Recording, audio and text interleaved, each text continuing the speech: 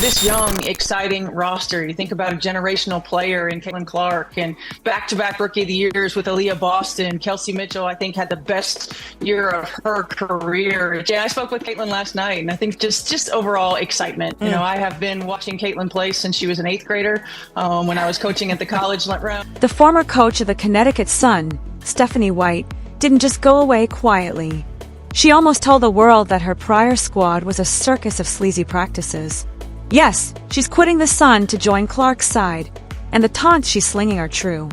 We're talking about a coach publicly declaring that her own team played rougher than a demolition derby.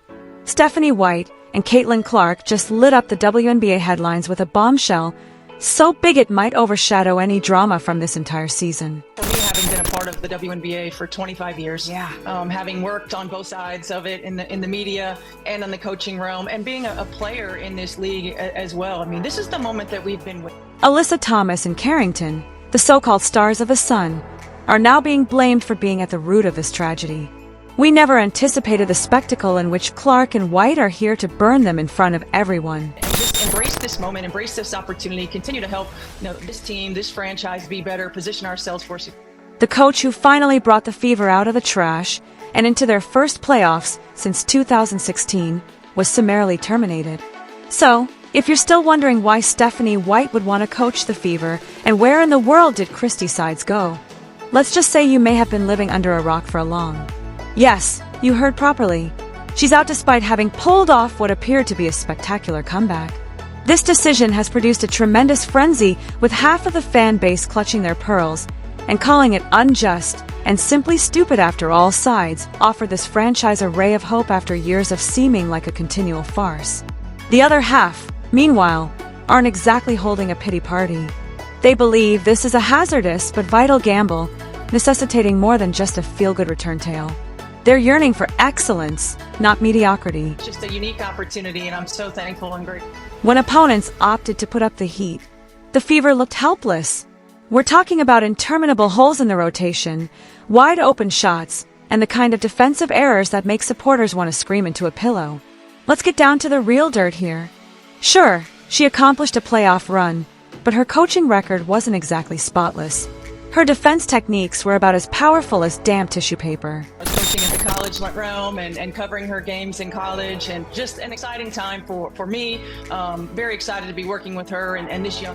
In terms of making in-game adjustments, the rotations were a complete disaster, with starters getting exhausted at the worst conceivable situations and reserve players being shuffled out of position like someone picking names out of a hat. Yes, she contributed much-needed relevancy to the Fever, but when you're shooting for the top, you don't settle for merely decent.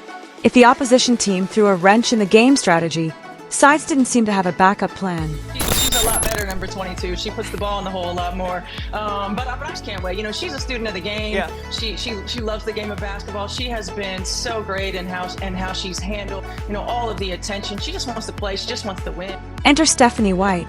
The basketball community is aflutter like it's draft day, and with good reason. White isn't only a random selection. She's essentially royalty. She coached the team, played for them, and even led them to the WNBA Finals in 2015. So certainly, she is more familiar with the series than most people are, as are her roots.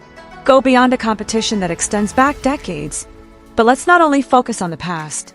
Even with all that shining success, not everyone believed that White was the magic remedy. The WNBA has turned into a league of searing speed and tactical ability. And there is a camp. White's recent coaching resume reads like an all-star highlight reel. During her stay with the Connecticut Sun, she accomplished an astounding 5,525 record over 2 seasons, and even got the 2023 WNBA Coach of the Year. Pondering if possibly White's regular techniques might not hold up.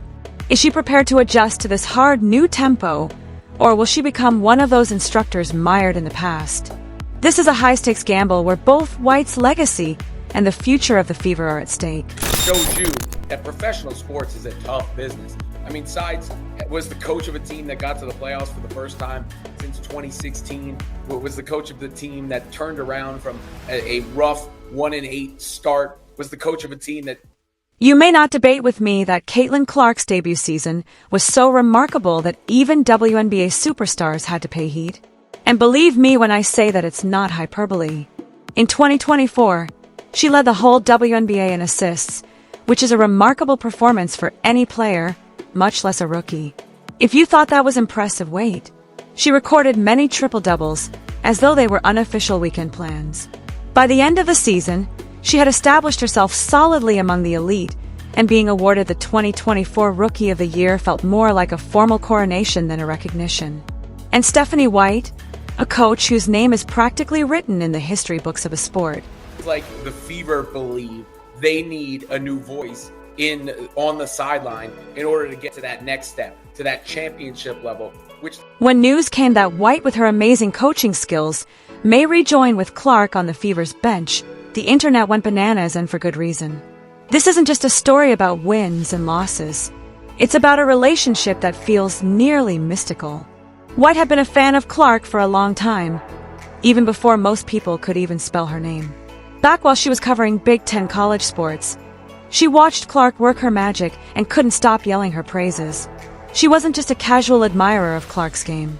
She was an early convert, pointing out her jaw-dropping vision and tremendous basketball IQ. Person that Caitlin Clark spoke to was Stephanie White. Now, Stephanie White has covered Caitlin's games as a part of the broadcast for Big Ten and was very complimentary of Caitlin Clark. So again, if Christy Sides maybe wasn't the right fit, if this indeed is a move to activate and get more from Caitlin Clark, then Stephanie White is And speaking of connections, there's a poetic twist that's hard to overlook.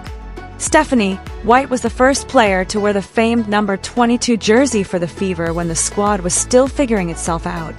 Fast forward to the present, and Caitlin Clark may be the last player to wear that number before it's formally retired. It's a complete circle moment, so flawless that it could make a Hollywood scriptwriter envy. The fans of the Fever are already debating if this mystical connection between White and Clark is the key to elevating the group from merely making postseason appearances to really fighting for a championship. Is it fate, a masterstroke, or perhaps a blend of both? Whatever it is, the stakes couldn't be higher. It's exciting. Certainly I was born and raised in Indiana, and so have a lot of pride in Indiana basketball, and a lot of pride in the Fever organization, being a player and a coach there.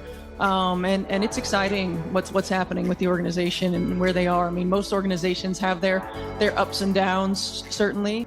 The drama behind the scenes is more intriguing than a soap show.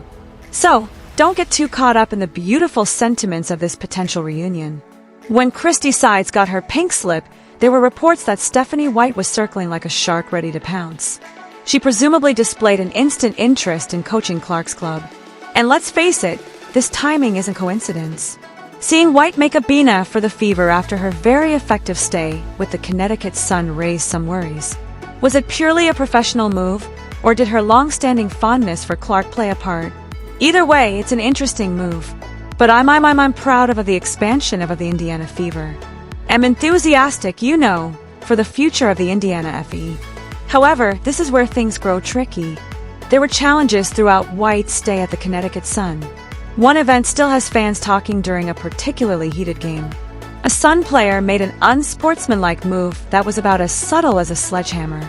Fans expected White to defend Clark and possibly even throw some well-deserved shade at the dirty play, but White did nothing at all.